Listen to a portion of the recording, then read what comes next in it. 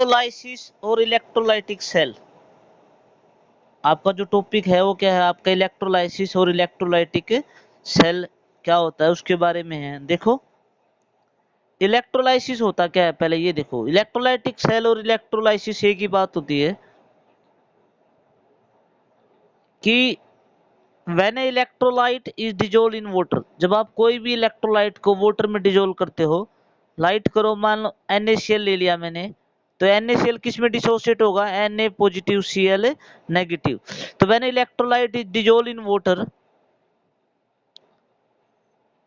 It dissociate into ions, वो किस में डिसोसिएट हो जाता है, आयंस में। The electrolyte dissociate to produce positive and negative charge ion. तो एक पॉजिटिव आयन बनता है और एक क्या बनता है आपका, negative ion. On passing electric current, जब आप इलेक्ट्रिक करंट पास करते हो, the positive charge ion move toward cathode, जो पॉजिटिव है वो नेगेटिव की तरफ जाएगा, कैथोड की तरफ चला जाएगा, और जो नेगेटिव है वो किसकी तरफ जाएगा, एनोड की तरफ चला जाएगा। This process is called electrolysis. इसी प्रोसेस को क्या बोलते हैं, इलेक्ट्रोलाइसिस। देखो आपके पास दो रोड होते हैं, देखो ये रहा, मैंने डायग्राम बना रखा है। एक आपके पास एनोड होता है जिसके ऊपर पॉजिटिव चार्ज होता है, एक आपके ऊपर कैथोड होता है जिसके ऊपर कैसा चार्ज होता है, नेगेटिव। जब कोई भी आप इलेक्ट्रोलाइट लेते हो, लेट करो ए बी ले लिया, तो पहले तो आयन में डिसोसिएट होगा, ए पॉजिटिव बी नेगेटिव में। फिर नेगेटिव तो जाएगा आपका एनोड की तरफ, क्योंकि एनोड पे पॉजिटिव चार्ज है। और जो आपका पॉजिटिव चार्ज है वो किसकी तरफ जाएगा, कैथोड, क्योंकि कैथोड पे कैसा चार्ज है, नेगेटिव चार्ज है। तो इस तरह इलेक्ट्रोलाइट का टूटना और अपने इलेक्ट्रोड की तरफ मूव करने को क्या बोलते हैं, इलेक्ट्रोलाइसिस। मान लो आपको इलेक्ट्रोलाइसिस करानी है मोल्टन NaCl की,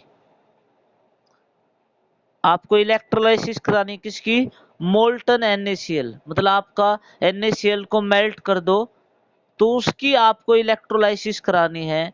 तो आपको ये बताना कि एनोड और कैथोड पे क्या प्रोडक्ट बनेंगे, आपके एनोड पे क्या प्रोडक्ट बनेगा और कैथोड पे क्या प्रोडक्ट बनेगा, आपको एक्सप्लेन करना है। देखो जब भी आप NaCl को मेल्ट फॉर्म में डिसोसिएट करोगे, तो कैटायन कौन बनेगा आपका, Na पॉजिटिव। एनायन कौन बनेगा, Na negative Cl negative. Cation कौन बनेगा, Na पॉजिटिव। एनायन कौन बनेगा, Cl नेगेटिव। फिर जो Na पॉजिटिव है वो किसकी तरफ जाएगा, कैटायन किसकी तरफ जाता है, कैथोड की तरफ। ध्यान रखना, कैटायन जो होता है, जो पॉजिटिव चार्ज होता है, वो कैटायन जो होता है वो किसकी तरफ जाता है, हमेशा कैथोड की तरफ। एनायन हमेशा एनोड की तरफ। ठीक है, तो कैटायन किस तरफ जाएगा, कैथोड की तरफ। क्या करेगा, कैथोड पे हमेशा गेन ऑफ इलेक्ट्रॉन होता है, कैथोड पे हमेशा क्या होती है, रिडक्शन, गेन ऑफ इलेक्ट्रॉन। तो जो Na कैथोड के ऊपर क्या होगा, जो आपका Na पॉजिटिव है वो इलेक्ट्रॉन गेन करेगा और किस में चेंज हो जाएगा, Na। मतलब कैथोड पे हमें क्या मिलेगा, Na, हमें सोडियम मिलेगा। एनोड पे क्या मिलेगा भाई, एनोड, एनोड पे कौन जाएगा, Cl नेगेटिव। एनायन एनोड पे जाता है, एनायन किस पे जाता है, एनोड पे। वहां जाके Cl नेगेटिव इलेक्ट्रॉन लूज करेगा, किस में चेंज हो जाएगा, Cl में, क्योंकि एनोड के ऊपर हमेशा ऑक्सीडेशन होती है, लॉस ऑफ इलेक्ट्रॉन। तो जो Cl नेगेटिव है वो इलेक्ट्रॉन लूज करेगा और किस में चेंज हो जाएगा, Cl। पर अकेला Cl कभी एग्जिस्ट नहीं करता, तो Cl प्लस Cl मिलके क्या बना देंगे, Cl2। तो इस तरह से आपके एनोड के ऊपर कौन सी गैस रिलीज होगी, chlorine gas. There will be release of chlorine gas at anode. तो it means so sodium metal is deposited at cathode or chlorine evolved at anode in the electrolysis of molten NaCl। इस page में कोई doubt हो तो पूछो बेटा। Electrolysis of aqueous solution of sodium chloride, means आपको electrolysis में electricity pass करनी है। एक्वस का मतलब वाटर मॉलिक्यूल भी होगा और NaCl भी होगा। एक्वस NaCl का मतलब क्या है, वाटर और NaCl दोनों मॉलिक्यूल होंगे। तो देखो क्या होगा, इलेक्ट्रिक करंट पास करने के बाद NaCl किस में डिसोसिएट होगा, Na पॉजिटिव Cl नेगेटिव में डिसोसिएट हो जाएगा। भाई जब आप NaCl में से इलेक्ट्रिसिटी पास करोगे तो it will dissociate into Na positive Cl negative. Water किस में डिसोसिएट होगा? H पॉजिटिव और OH नेगेटिव में। अब यहां पर एक चीज देखें, यहां पर आपके नंबर ऑफ कैटायन भी दो हैं, Na पॉजिटिव और H पॉजिटिव, और आपके नंबर ऑफ एनायन भी दो हैं, Cl नेगेटिव और OH नेगेटिव। अब दो कैटायन हो गए, दो एनायन हो गए, जा सकता है एक ही कैटायन और एक ही एनायन। मींस जब आप कैथोड पे जाओगे एट कैथोड, तो कैथोड के ऊपर एक ही कैटायन जा सकता है, या तो Na पॉजिटिव जाएगा या H पॉजिटिव जाएगा इलेक्ट्रॉन गेन करने के लिए। इलेक्ट्रॉन गेन करने के लिए एक ही आयन जा सकता है, या तो Na पॉजिटिव जाएगा या क्या जाएगा आपका H पॉजिटिव जाएगा। कौन जाएगा? जिसको डिस्चार्ज करने के लिए कम पोटेंशियल की जरूरत होगी, मतलब जिसको इलेक्ट्रॉन देना है या लेना है वो मैटर नहीं करता, बट उसकी डिस्चार्ज पोटेंशियल क्या होनी चाहिए? कम होनी चाहिए। तो ये बोलता देखो, both cation and H positive ion are present near the cathode, दोनों ही कैथोड के नजदीक होंगे, बट जो डिस्चार्ज पोटेंशियल है, potential H which ion is discharge, सबसे मेन है डिस्चार्ज पोटेंशियल क्या होती है वो समझो।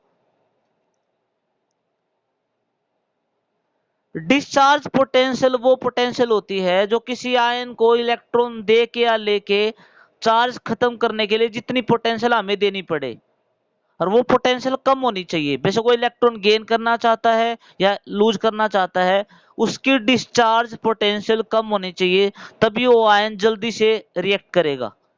तो दोनों में से डिस्चार्ज पोटेंशियल कम किसकी है वो देखना है। तो ये बोलता है कि H पॉजिटिव की जो डिस्चार्ज पोटेंशियल है वो N पॉजिटिव से क्या है? कम है। तो H पॉजिटिव क्या होगा? डिस्चार्ज होगा। मतलब यदि Na पॉजिटिव और H पॉजिटिव में कंपेयर करें तो कौन सा आयन कम पोटेंशियल लेके इलेक्ट्रॉन गेन कर सकता है? H positive. तो Na और H पॉजिटिव में कौन जीतेगा? H positive. तो H पॉजिटिव क्या करेगा? इलेक्ट्रॉन गेन करेगा, और किस में चेंज हो जाएगा? H में। और H प्लस H, ये H प्लस H है बेटा, बाई मिस्टेक लिखा हुआ है, किस में चेंज हो जाएगा आपका? H2 में। H प्लस इलेक्ट्रॉन किस में चेंज हो जाएगा? H में। एक मिनट रुक जाओ बेटा।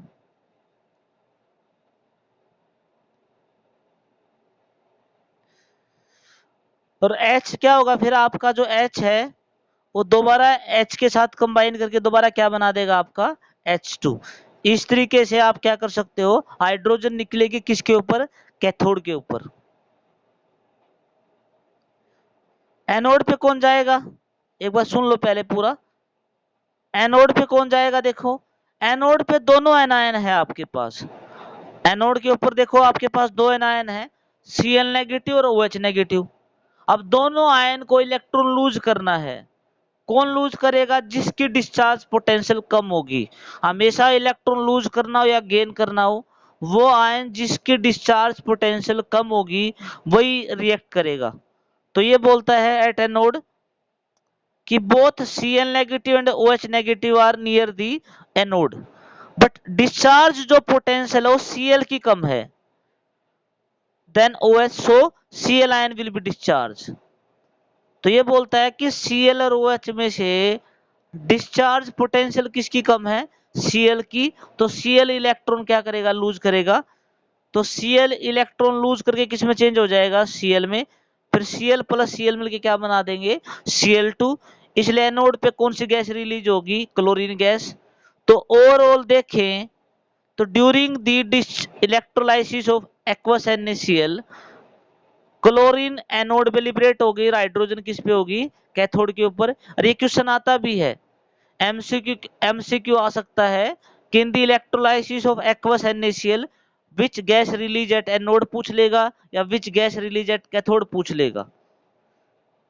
डिस्चार्ज पोटेंशियल दोबारा बता देता हूं, बेशक नेगेटिव आयन को इलेक्ट्रॉन लूज करना हो या पॉजिटिव को गेन करना हो, वही आयन ज्यादा प्रेफर किया जाएगा जिसकी डिस्चार्ज पोटेंशियल कम हो। क्योंकि डिस्चार्ज पोटेंशियल होती है वो पोटेंशियल जो रिक्वायर होती है इलेक्ट्रॉन लूज या गेन करने के लिए, और वो कम से कम होनी चाहिए। तो जिस भी आयन की कम होगी वही जल्दी रिएक्ट करेगा। इसमें कोई डाउट है तो पूछो।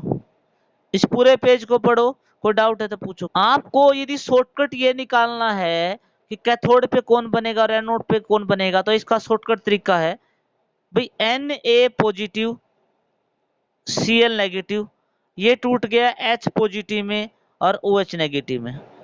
इसमें कोई डाउट हो गया? अब देखो तुम्हें क्या याद करना है, कॉपर को छोड़ के, कॉपर को छोड़ के बाकी मेटल से ज्यादा अच्छा कौन होता है? हाइड्रोजन। मतलब सोडियम से ज्यादा अच्छा कौन होगा? हाइड्रोजन।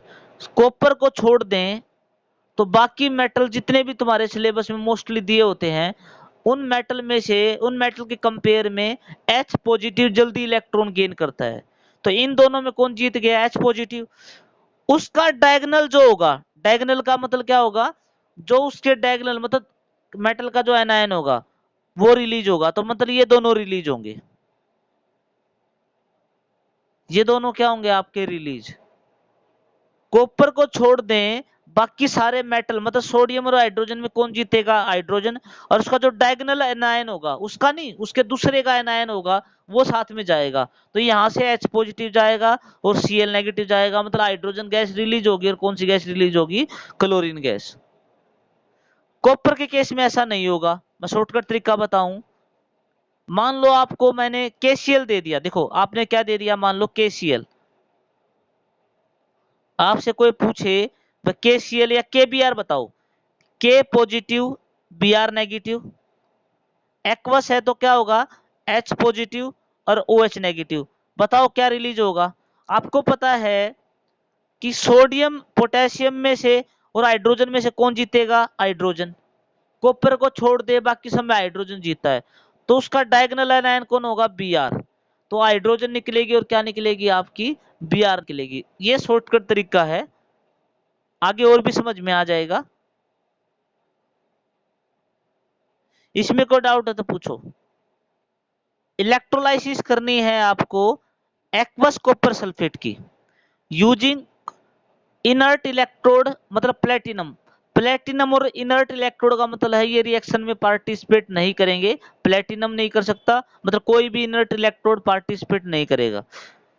तो अब एक्वस कॉपर सल्फेट है, तो यदि मैं शॉर्टकट तरीका देखूं तो एक्वस कॉपर सल्फेट क्या हो जाएगा? Copper 2 positive SO4 2 negative, H positive OH negative.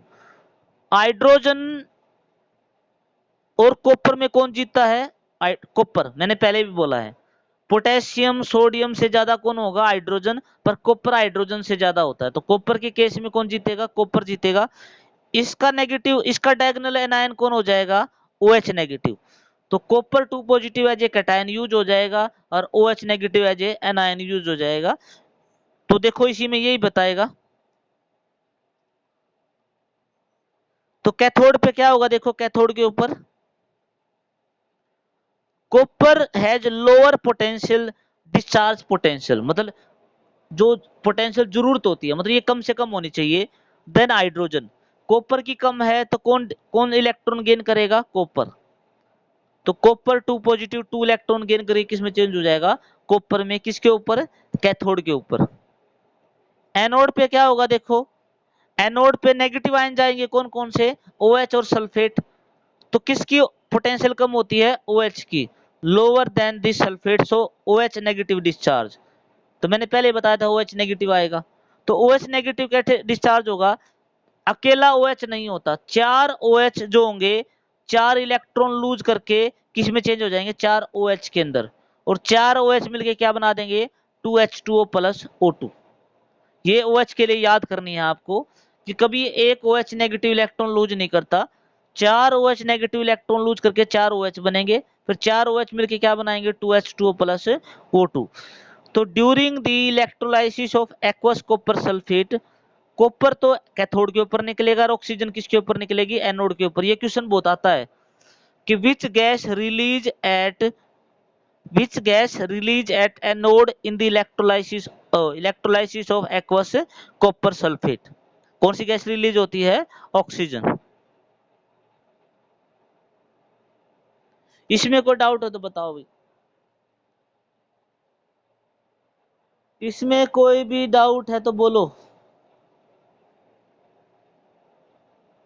वो करना है electrolysis of aqueous copper sulphate using copper electrode. मतलब आपको जो इलेक्ट्रोड यूज करनी है वो कॉपर की यूज करनी है। तो दोनों यदि इलेक्ट्रोड, मतलब जो आपका यहाँ डायग्राम में देखो एनोड और कैथोड दोनों ही कॉपर के हैं और सॉल्यूशन भी कॉपर का है, तो एनोड और कैथोड दोनों पे कॉपर ही एक्टिव रहेगा, ये ध्यान रखना। दोनों पे क्या रहेगा? Copper active. आपने क्या लिया? Copper sulphate. कॉपर सल्फेट किस में टूटेगा? कॉपर 2 पॉजिटिव में और SO4 2 नेगेटिव में। वाटर किस में टूटेगा? H पॉजिटिव में और OH नेगेटिव में। बट यूज हमेशा क्या होगा? कॉपर, यदि आपने कॉपर इलेक्ट्रोड लिए हैं। तो कैथोड पे क्या होगा? देखो कैथोड पे तो पॉजिटिव जाएगा। H पॉजिटिव में से और कॉपर 2 पॉजिटिव में से कौन ज्यादा एक्टिव है? Copper 2 positive. तो कॉपर 2 पॉजिटिव 2 इलेक्ट्रॉन गेन करेगा, किस में चेंज हो जाएगा? कॉपर के अंदर। एनोड पे कौन होगा? एनोड पे देखो वैसे तो हमारे पास 2 नेगेटिव आयन है इलेक्ट्रॉन लूज करने के लिए। ऊपर देखो एक सल्फेट है और एक OH नेगेटिव है। पर दोनों से खुद ज्यादा इलेक्ट्रॉन कौन जल्दी दे सकता है? कॉपर, क्योंकि कॉपर जल्दी ऑक्सीडाइज हो सकता है। तो देखो क्या करना है, ये स्पेशल केस है बेटा, कि copper more easily oxidise than both OH negative and sulphate. Sulphate और OH नेगेटिव से तो ज्यादा इजिली कौन ऑक्सीडाइज हो सकता है? कॉपर। तो कॉपर 2 इलेक्ट्रॉन लूज करेगा। कॉपर जो है वो 2 इलेक्ट्रॉन लूज करेगा और किस में चेंज हो जाएगा? आपका कॉपर के अंदर। कॉपर 2 इलेक्ट्रॉन लूज करेगा, किस में चेंज हो जाएगा? कॉपर आयन के अंदर। तो डायग्राम में देखो, डायग्राम में होता क्या है, आपके पास 2 कॉपर रोड होती हैं। एक रोड ऐसी होती है जो इम्प्योर कॉपर से बनी होती है, इम्प्योर। दूसरी किससे बनी होती है? प्योर से। तो इम्प्योर रोड को साफ करके प्योर रोड बनाते हैं by using the electrolysis process. होता क्या है इसमें? देखो इसमें एक आप रोड लेते हो, ये लेते हो आप एनोड, जो इम्प्योर कॉपर की बनी होती है, इम्प्योर, जिसको आप साफ करना चाहते हो। दूसरी रोड बनी होती है आपकी कैथोड की। दूसरी किसकी बनी होती है? आपकी कैथोड की, जो प्योर कॉपर होता है। ऊपर आप लगाते हो बैटरी। ऊपर आप क्या लगाते हो? बैटरी यूज करते हो। तो जब आप बैटरी से इलेक्ट्रिसिटी पास करोगे तो यहां से तो कॉपर उतर जाएगा और यहां पर कॉपर जमा हो जाएगा। मतलब यहां का जो कॉपर है एनोड का, वो क्या होगा? आयन की फॉर्म में नीचे आ जाएगा। कॉपर यहाँ का 2 इलेक्ट्रॉन लूज करके आयन में सॉल्यूशन के अंदर आ जाएगा। फिर वही आयन इलेक्ट्रॉन लेके यहाँ जमा हो जाएगा। तो धीरे धीरे जो इम्प्योर कॉपर है वो तो उतरना स्टार्ट हो जाएगा और इसके ऊपर कॉपर जमना स्टार्ट हो जाएगा। इस तरीके से आप कॉपर को क्या कर सकते हो? प्यूरिफाई कर सकते हो। तो मैंने बता दिया, एनोड से कॉपर उतरेगा और कैथोड के ऊपर कॉपर क्या होगा? आपका जमा होगा। इसके ऊपर बहुत फेमस लॉ है, लास्ट आज के लिए, फैराडे लॉ।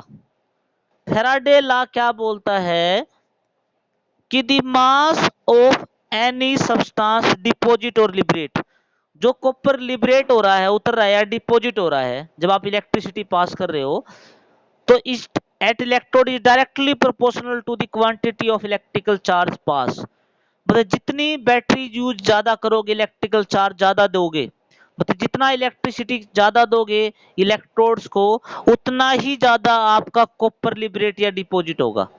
मतलब आप कम कॉपर लिबरेट या डिपॉजिट करना चाहते हो तो कम इलेक्ट्रिसिटी दो। आप ज्यादा कॉपर लिबरेट या डिपॉजिट करना चाहते हो तो ज्यादा इलेक्ट्रिसिटी दो। तो मतलब W किसके डायरेक्टली प्रोपोर्शनल हो जाएगा? क्यू। W क्या है? वेट ऑफ सब्सटेंस लिबरेट और डिपॉजिट, कि कितना वेट कॉपर का उतरेगा या डिपॉजिट हो जाएगा। और Q क्या है? यहाँ पर इलेक्ट्रिसिटी पास, मैं कितनी इलेक्ट्रिसिटी पास करूंगा। तो W किसके बराबर हो जाएगा? कांस्टेंट आ जाएगा ZQ। और Z यहाँ पर क्या है? Electrochemical equivalent. यहां तक देखो, कल मैं दोबारा फिर कराऊंगा वैसे तो ये ला तो